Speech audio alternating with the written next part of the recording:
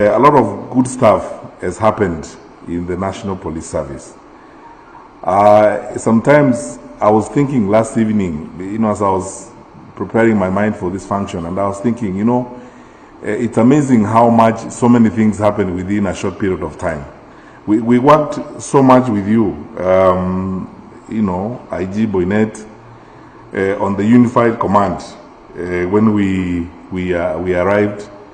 In fact, the late General Kaiseri had just started working with you on the Unified Police Command, and how it is going to work. Then when I arrived, it was, the matter on the table, and how, we are going to ensure that our police command is coordinated better.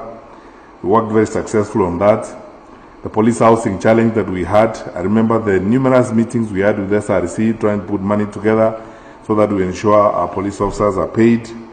Then, of course, the famous one where you and I went through proper hell on police uniforms, and the pressures we were facing, you and Dr. Kibicho and myself. Then, the police equipment modernization, so that we can have better equipment and we're able to deal with, the challenges we face in terrorism. It's interesting, as Mheshimiwa Dado says, sometimes even members of the public don't look at big things. In a scale of time, when you look at the last 4 or 5 years, the work that Kanja and Gabo and all these special teams have been able to do in terms of dealing with the menace that is abidingly present with us in form of terrorism, and how we have changed over the period of time, together with the reorganization that the President directed and the pain it has taken to get to that point. Sometimes people think it has always been like this, and they don't remember to say, thank the Lord for the opportunity we've had to have such men and women who are so dedicated and committed to bring about the changes that are necessary as we were. Then, of course, the reforms to the Firearm Licensing and Control Board, which again, was a big menace. The guns we collected around from wrong hands, the 12 or 13 people we put out of business who had been distributing guns, who had been, fraudulently licensed to sell guns in the country. And how, when you look at the Firearm Licensing and Control Board has changed to this day, it's shocking. I mean, the other day the PS and I were wondering, nobody knew ever before we started this work that we could get A from the Firearm Licensing and Control Board. And now we are getting over 40 or so million shillings every month from fees, because we have the right people there. We have a reformed organization that is clean and that is doing the work that needed to be done and so on. And we worked on through this. And I remain grateful, to the Director of Intelligence, General Kameru, and General Mwatete, and the work that went into ensuring that this is sorted out. Then, of course, the new capabilities, which I don't want to discuss here because the police is here, the press is here, and all these acquisitions we've done over the years, recent 2 to 3 years, to strengthen the capacities of the police. The work that my good brothers, Gabo, Kanja, and our DG have been doing to strengthen the capacities of the police as we move along. Then the Police Human Resource Information Management System that we worked on. Before 2 years ago, we couldn't have a proper electronic record of what our police officers, where they are, and we can trace everything else. Then we started the tough job of ensuring that mobility in the police service is done scientifically and people are promoted in an objective manner, so that we do not kill the morale of our officers as we go along. And then, of course, IG Boynet, I remember that we spent the night together on this 2C2, and we were in the same clothes for more than 24 hours, trying to figure out what was going to happen. And through all this, as we have discussed, I had the front row seat to your sense of judgment, commitment to the country, your calmness, and your incredible and very admirable sense of patriotism, for which I really, really thank you. The work we did disarming, people who had been earlier described as KPRs, Mbowa knows this, and NPRs and so on, could not have succeeded without resolve from you and Mr. Mbogwa and the team in the police department, and how we've gone on forward. So a lot has been done, for which we should be grateful to God, for which I sincerely thank you. And when we come to this, we thank the Lord that He saw you through your term, you peacefully handed over, and we are meeting again 1 year later to look at what's happening, and our community in the policing sector is growing and becoming stronger and stronger in the hands of my good friend, Mr. Hilary Mutyambai, our Inspector General of Police. So, as we go forward, there's a lot to be done to strengthen the police service. As you all see, probably more in terms of reform and more in terms of what we need to do to strengthen ourselves to deal with the new challenges as we go forward. And we have some even present challenges. I need to be honest as a public servant and tell you this, because IG, we have discussed this before, even as late as this morning. I want to ask our police officers across the country, let us do our work. It can be painful and sometimes frustrating, but let us live within the service standing orders. It's painful to see a member of the public, regardless of their status, being beaten by a police officer in uniform. It is very painful. It's something we should not have in our country. Because these things, you know, the things that happen in societies that are less developed than ours. I mean, we may not have developed materially, but I think culturally as a people, we are better than this as a country, and then we are better as human beings. And then there are certain things we can do differently. And then we've discussed these issues, IG, my sister, the chair of IPOA. I mean, I will not shirk or hide from responsibility. You know, some of these things, we have to be very sincere about them. It is not right and it is not fair that we subject members of the public or people we are supposed to lead to that kind of treatment. I know, you know, it can be frustrating and sometimes it can be very painful. But we shouldn't get there. And I'm grateful to the Inspector General because of the decisions you have taken. Ever in the recent times, when we have had certain cases where we feel sometimes things ought not to have happened the way they did, I am satisfied personally with the decisions you have taken. And I support you when you make those decisions. Because, yes, we have work to do, but also at the same time, we have to be serious, honestly. You know, we are not a society where we should beat each other, first of all, whether we are police and wananchi. I mean, we are better than this. We are civilized people. We must find ways, lawful ways of dealing with our challenges. And the law provides us sufficient opportunities to resolve our disputes without resorting to that level, you know, of violence. So, without going too much into this, IG, you know what we have discussed on these issues, and our colleagues from IPOA, let's do the right thing for the country and support the image, you know, of the police and the image of government in the country. The people of Kenya need to continue to enjoy, not resent, the service that we give them. And you know, one or two people, as Mheshimiwa Dado said, can actually mess up the wonderful work that is done by the bulk of our serious, hard-working and committed police officers. And while I say that also, I am very concerned, and then we have discussed this matter this morning with the Inspector General, and now IG, you jointly with our Secretary for Internal Security and the PS Interior, we will go to NSAC and actually discuss with NSAC with a view to providing, you know, a paper to the National Security Council to be guided on policing the County Assembly of Nairobi. Because I don't know about many people, but personally I have to be very honest and say this. We are just basically sick and tired of living in this kind of manner. Mr. Ndolo, our regional police commander, will tell you that our security deployment around the CBD in Nairobi, 25 to 30% of it is around the county assembly of Nairobi. And most of that is because of what happens around there is just pure criminality. And we cannot go on this way. There are decisions that need to be made. And I am now ready myself to seek the guidance of the National Security Council on this matter, on policing the county assembly of Nairobi and what is going to happen.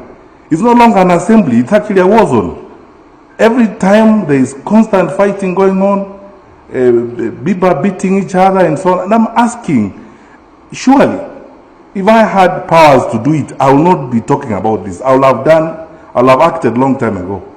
Those who have powers to act, it is time, even on the basis of Chapter 6, to proceed on this institution.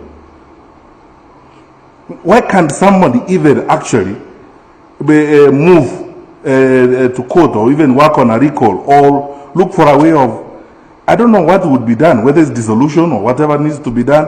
But for us, from the internal security sector, my colleague, our regional police commander, can bear me out, and our regional commissioner for Nairobi.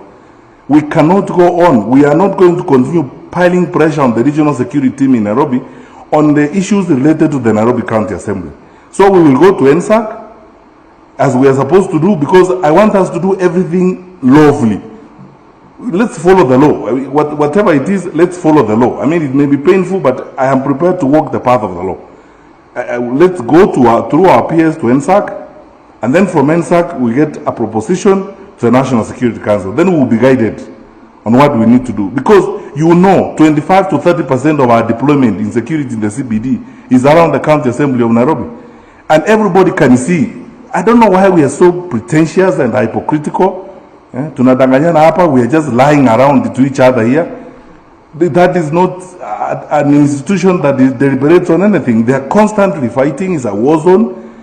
So when things happen, now we are dealing with a crisis here, which could actually be a reputational crisis for us as security sector people. I don't condone, and I've said this clearly, I do not condone any violent handling of members of the public or leaders. But a time has come for us to be honest, to be very sincere, and speak to each other as responsible people.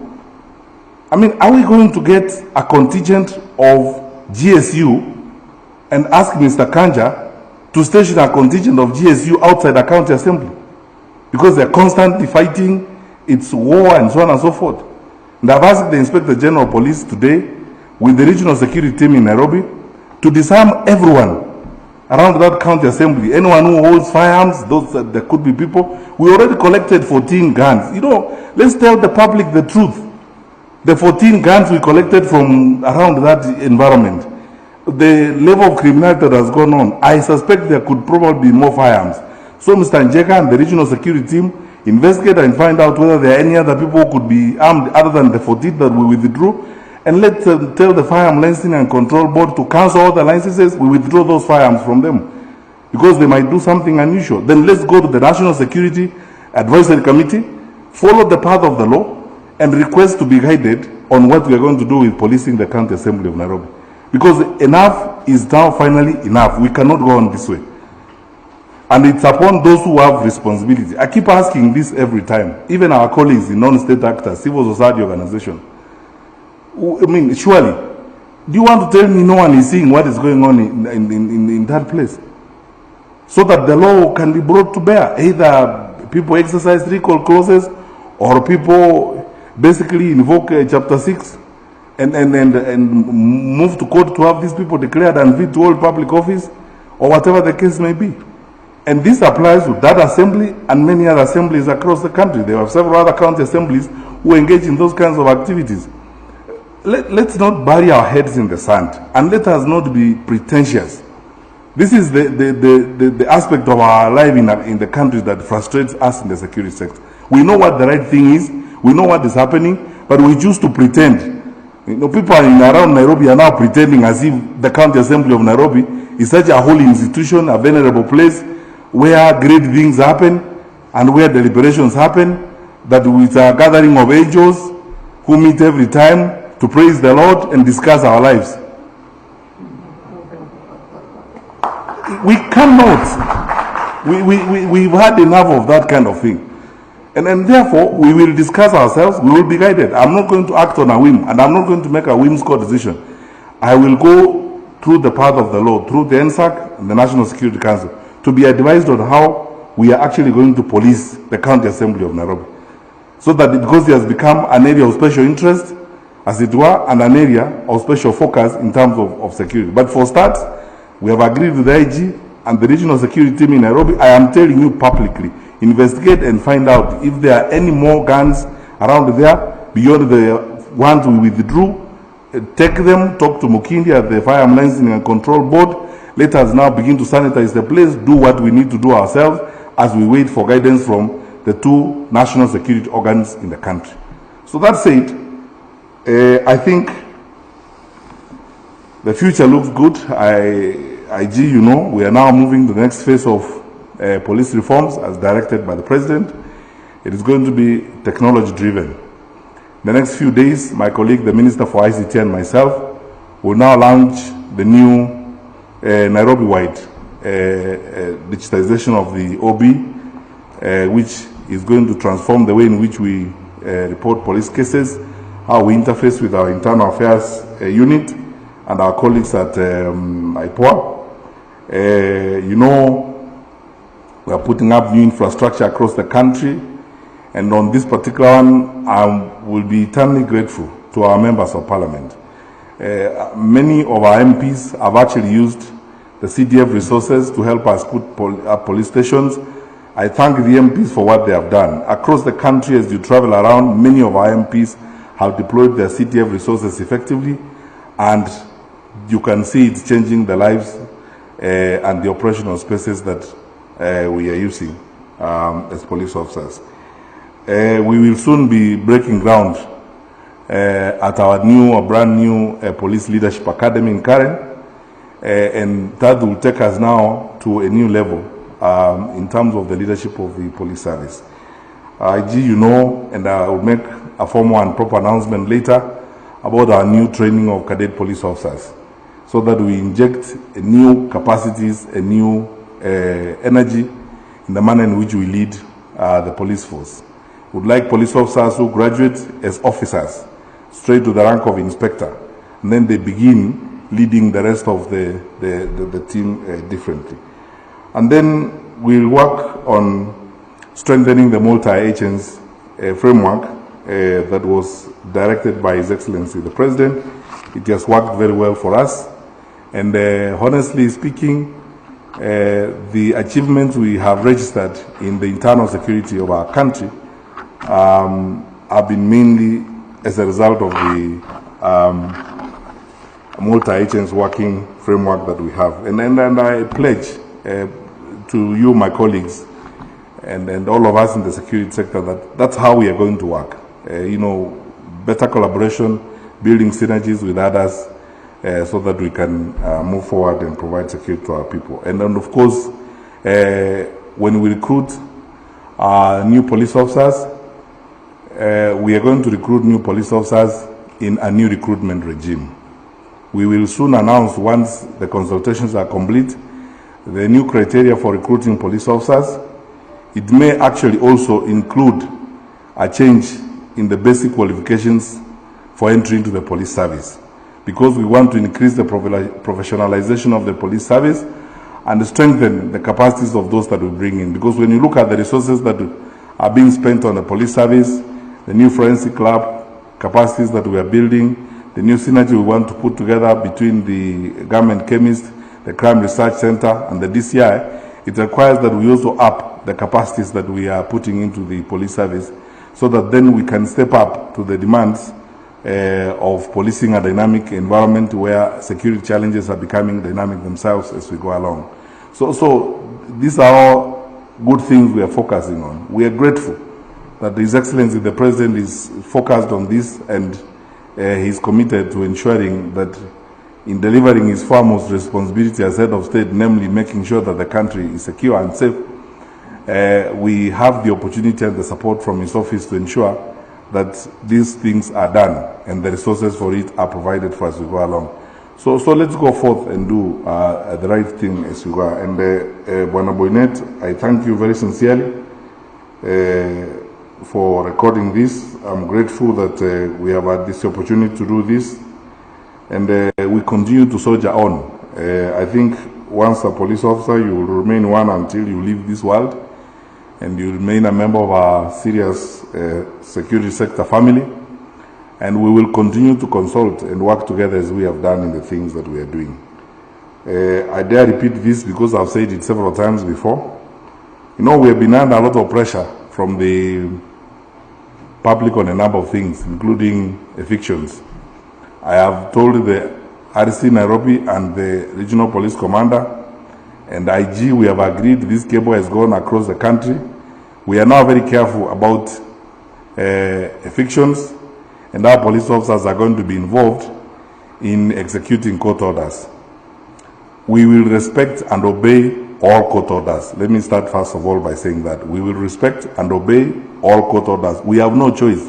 That is the law in the country, and we have to lead and live by the law. That's the law we have. But I want to ask us that henceforth as we go forward, IG, we agreed that all court orders have to be verified and confirmed by the Honorable Attorney General before we can implement them. Because people come to us with all manner of court orders. We are very unfortunate as security sector people. We don't implement orders, we are excoriated.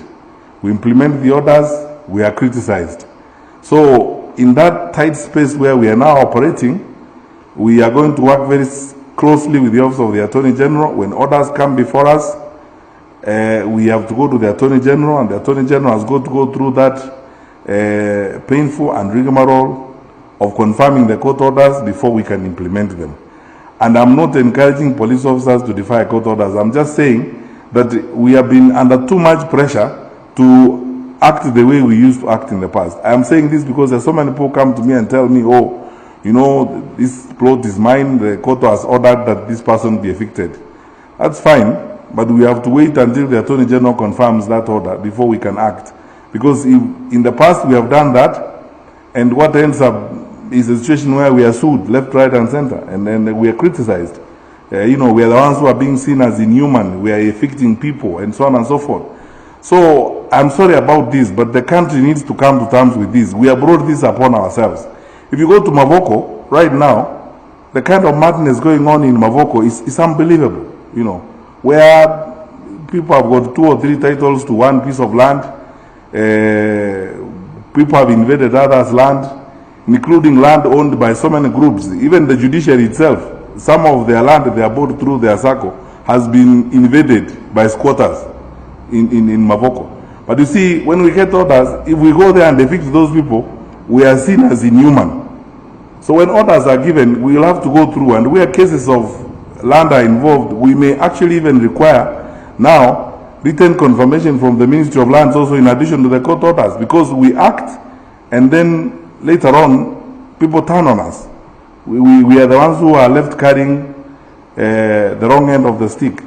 And anyway, since the President's directive is enforced about non-evictions until we are done with this COVID, let people understand, Mr. Ndolo and Jega. And people stop coming to my office, to Kibicho, to Chimwaga, to ask us about evictions. We are not evicting people within this COVID framework, number one. Number two, even in other parts of the country, when they get these orders, we now have to follow the law. We write to the Attorney General. The Attorney General has to confirm the court orders and come back to us. And he has to come back to the Inspector General and tell the Inspector General, this is a legit court order. You had the Chief Justice yesterday. You had the Chief Justice yesterday himself talking about those things. So let's follow the order. We are not going to be dragged around so that people use us to do, you know, certain things. We will remain firm and we want to follow the law. So no one should say that we are either trying to resist court orders. We will follow all of them, but we will follow the steps that are provided for in the law. When they are served on us, we go to the Attorney General. The Attorney General goes to confirm them. Once he has confirmed them, he writes back to the IG.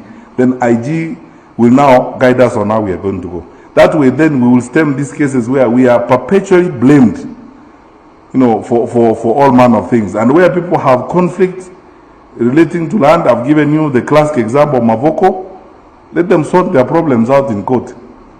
Because you see, even when people come to us and say this illegality has happened, we do our best.